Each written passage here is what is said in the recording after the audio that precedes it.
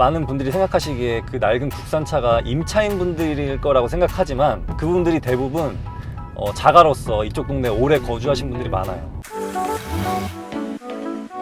안녕하세요, 직방TV 시청자 여러분. 택시에서 듣는 부동산 스토리 진행을 맡게 된 러셀이라고 합니다. 내 집 마련에 성공하신 선배님들의 이야기를 저와 함께 이 차를 타면서 들어보도록 할 텐데요. 오늘의 첫 번째 출연자, 정말 대박인 분을 제가 모셨습니다. 강남에 내 집 마련을 성공했다는 선배님이 있어서 제가 직접 찾아가 볼 건데요. 과연 그분께서는 어떻게 강남에 내 집 마련을 성공했는지 그분의 이야기를 들어보도록 저와 함께 가시죠. 고!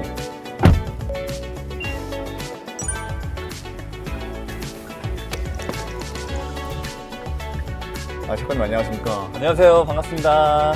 제가 쓸데없는 유튜브 감성 질문을 먼저 보여드리겠습니다. 진짜 대단하신 분을 제가 모셨습니다. 첫 화인데 뒤에 계신 우리 송희구 작가님은 책을 출간하셨어요. 어떤 책을 출간하셨었죠? 작년에 서울 자가의 대기업 다니는 김부장 이야기라는 책을 출간했고 네. 현재 지금 회사를 다니고 있으면서 유튜브도 하고 있고 책도 쓰고 있고 드라마 시나리오도 쓰고 있습니다. 작가님 작년에 쓰셨던 그 책이 일명 초대박이 났잖아요. 그 책을 쓰게 된 계기가 따로 있으셨을까요? 저희 회사를 보면은 다른 회사도 마찬가지일 텐데 네. 40, 50대가 굉장히 많거든요. 근데 그분들이 항상 하시는 고민이 내가 이 회사를 나가면 무엇을 할 수 있을까? 내가 은퇴 후에 무엇을 해야 될까? 이런 고민을 많이 하셨는데 네. 그게 제 미래의 모습 같기도 하고 어떻게 보면은 제 아버지의 과거 모습 같기도 해서 그들의 시각에서 한번 써보고 싶었습니다.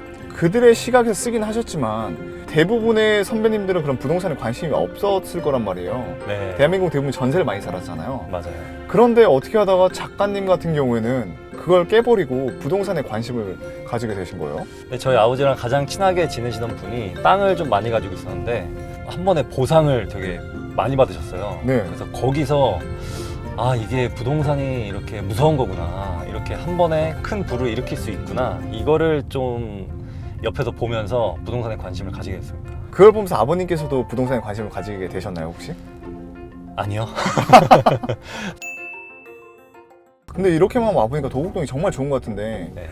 작가님이 봤을 때 도곡동의 가장 큰 장점이 도대체 뭐라고 생각을 하세요? 지하철이 3호선이 네. 쭉 통과한다는 건데 이 서울 전체 지하철 수요 중에 50%를 차지하는 게 2호선과 3호선입니다. 3호선이 이렇게 도곡동을 통과하고 있고요. 두 번째는 매봉산이 중간에 딱 있다는 거죠. 그래서 산이 있다 보니까 헬스기구들도 있고 높은 데 올라가면은 운동도 되고. 공감이 되는 게 강남에서도 뭐 반포나 이쪽으로 가보면 네. 거기는 약간 한강공원이 빼면은 아파트 단지나 이런 약간 건물들 위주로 돼서 세련됐다는 느낌이 좀 들거든요. 네네. 그런데 여기는 이렇게 도로 곳곳에 나무들이 심어져 있고 네. 이렇게 우측에만 봐도 약간 건너편에만 봐도 여기 막 진짜 산이 있으니까 네. 그 뭐랄까 숲세권이라고 하잖아요. 네네, 내가 맞아요. 자연과 함께 산다는 느낌이 좀 있는 것 같아요. 네, 맞아요. 이 산 뷰를 끼고 있는 네. 그 아파트들이 또 시세가 어느 정도 형성이 되어 있습니다. 산뷰 끼고 있으면 오히려 더 시세가 좋아지나요? 네, 양재천 뷰가 물론 더 좋긴 하지만 산 뷰를 끼고 있는 것도 거기에 어느 정도 시세에 반영이 되어 있는 것 같아요. 근데 사람이 살다 보면 네. 동네가 다 장점만 있을 수는 없잖아요. 네, 다른 동에 비해서 네. 약간 맛집이 좀 적은 것 같아요. 먹으러 갈 수 있는 네. 그런 음식점들 수가 좀 적은 것 같아요. 그 이유 중에 하나가 여기가 일단 상업시설이 별로 없고 네. 저 양재역 근처로 가면은 물론 상업시설이 있긴 한데 거기는 약간 직장인들에 맞춰진 네. 그런 맛집들이 대부분이라서 뭔가 우리가 진짜 맛집이라고 생각하는 그런 맛집들이 형성되어 있지는 않은 것 같아요.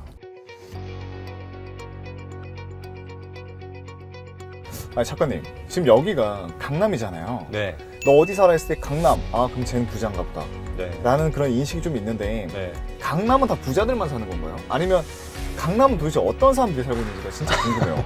되게 혼재되어 있는 것 같아요. 네. 일단 강남의 자가 거주율은 자가로 거주하고 있는 사람은 30%고 네. 70%가 임차 형태입니다. 그래서 자가 비중이 높지 않기 때문에 꼭 여기에 뭐 부자들이 많이 산다 이렇게 보기엔 좀 어려운 것 같아요. 근데 가끔씩 되게 낡은 국산차가 가끔 보이거든요. 네. 많은 분들이 생각하시기에 그 낡은 국산차가 임차인 분들일 거라고 생각하지만 그분들이 대부분 자가로서 이쪽 동네에 오래 거주하신 분들이 많아요. 되게 막 슈퍼카들이 많고 막 고급 수입차들이 많을 것 같았는데 오히려 낡은 국산차들이 그 비중이 좀 높았습니다. 그러니까 오히려 부자라고 다 돈 많이 쓰고 그럴 거라 생각하지만 네. 오히려 또 정말로 진짜 절약 정신이 강하신 분들도 꽤 많은 것 같아요. 들어보면. 네, 맞아요. 네. 뭐 저도 차를 11년째 타고 있지만 네. 뭐 차는 그냥 이동 수단이고 너무 감가상각이 심하고 뭐 그렇다 보니까 차를 그냥 안 바꾸고 있긴 한데 저보다 더 짠돌이신 분들이 있더라고요. 근데 그 분들은 저보다 훨씬 더 많은 부를 축적하신 분들이었습니다. 그리고 제가 정말 의외였던 게 강남 하면 뭔가 다 삐까뻔쩍한 건물만 있을 줄 알았어요. 네. 그런데 생각보다 오래된 건물도 많이 보이고 하거든요. 빨간 네. 벽돌 건물도 있고. 사실 그게 우리의 투자 대상이긴 한데 네. 좀 이따 오른쪽에 보시면은 네. 이 역삼 럭키 아파트라고 있는데 네네. 여기가 95년도에 지어졌거든요. 95년이요? 네, 1995년도에 지어졌는데 네. 세대수가 꽤 있음에도 불구하고 그 옆에 도곡 렉스리라든지 네. 이런 쪽이 워낙 쟁쟁하기 때문에 이쪽이 저는 시세 반영이 별로 안 돼 있다고 봐서 이쪽 미래 가치가 좀 괜찮다고 봅니다. 지금 재건축이 아직 움직임이 아직 시작도 안 되기 때문에 네. 어느 정도 재건축 움직임이 시작되면은 여기 새 아파트가 대단지로 들어서게 되면은 시세가 분출할 것 같아요. 얼마 정도예요, 가격이? 한 20억 초중반 하는 것 같아요. 저는 다음 생을 노리겠습니다.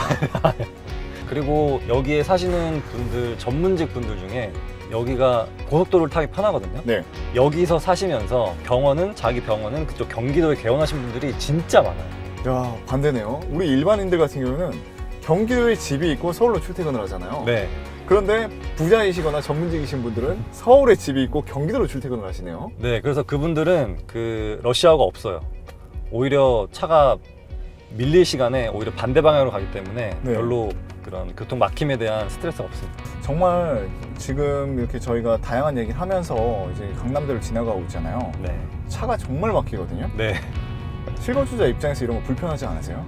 저는 이때 사실 잘 거의 돌아다니질 않아요. 보통 회사에 들어가 있거나 하지 이렇게 대낮에는 좀 돌아다닌 적은 별로 없는 것 같아요. 근데 제가 만약에 차를 끌고 나온다면 정말 불편하겠죠. 그럼 차가 없는 한가한 곳으로 이사 가시는 건 어떠세요?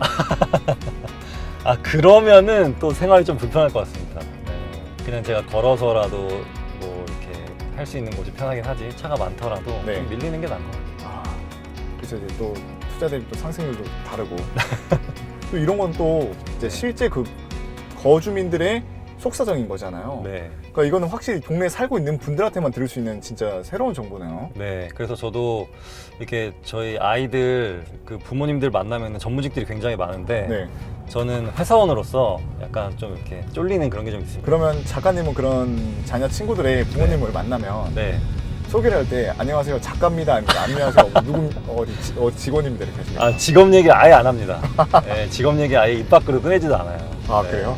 뭐 회사원이라는 게 네. 그렇게 뭐 나쁜 직업은 아니지만 네. 그래도 뭔가 전문직에 비하면 뭔가 덜 전문인인 것 같아서 네네.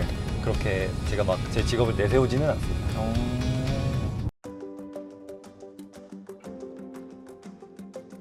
신분당선이 그 신사역까지 개통이 됐잖아요. 네.